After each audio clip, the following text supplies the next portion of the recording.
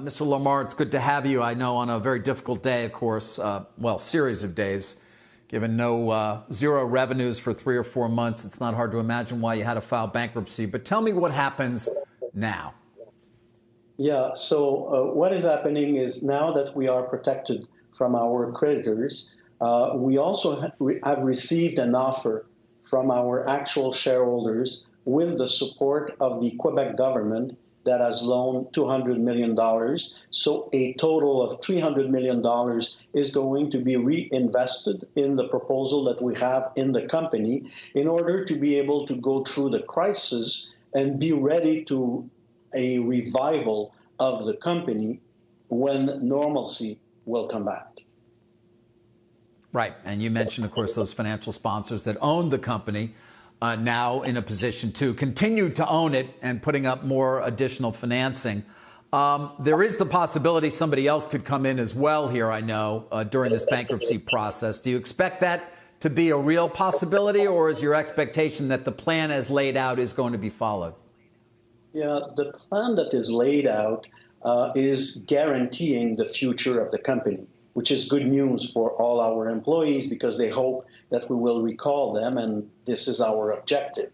Having said that, there is 45 days ahead of us when other groups, and we know that there are at least 5 different groups that have shown interest to come up with an offer. So obviously they would have to come with an offer that is better for the future of the company, better for our employees. And after this 45 days, our actual shareholder would have the option to match an offer if the offer is better than the one that is on the table right now. So that's why today I can guarantee the future of Cirque du Soleil is ensured.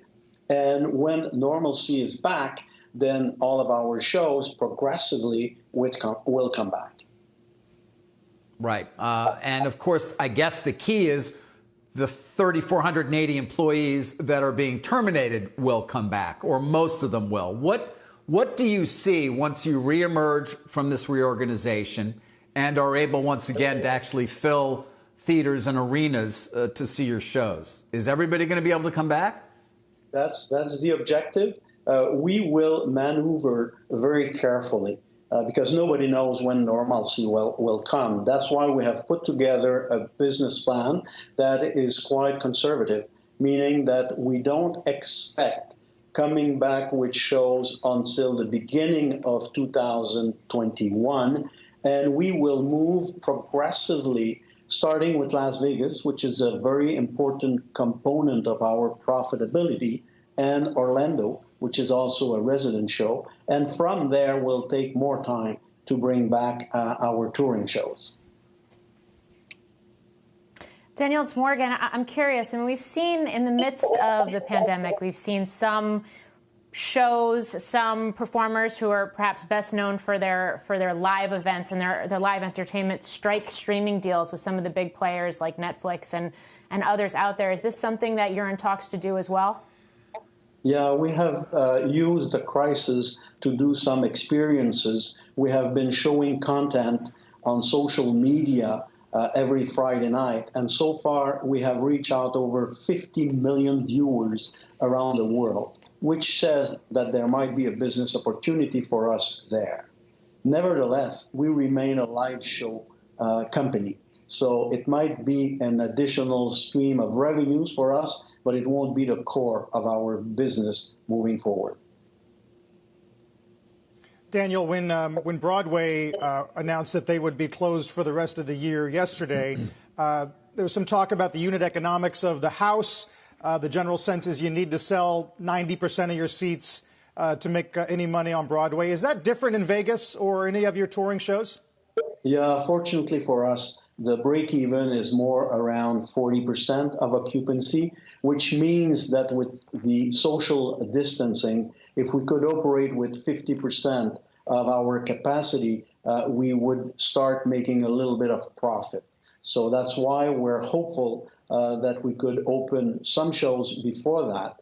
But then again, to really go back to the level of profitability that we had before the crisis, we need full capacity. When the shows do reopen, what will the theaters look like?